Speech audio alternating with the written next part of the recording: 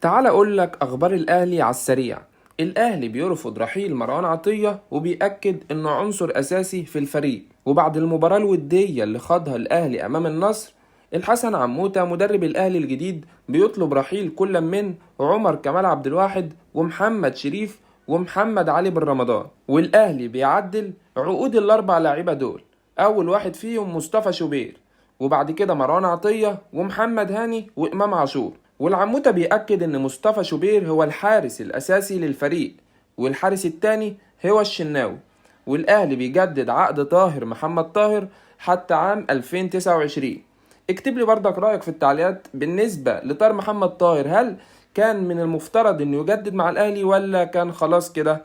نكمل. المغرب الفاسي مهتم بضم رضا سليم من الاهلي، وجراديشار إعارة لسيراميكا عشان يثبت نفسه من جديد ويرجع للنادي الأهلي مرة تانية. وبس كده.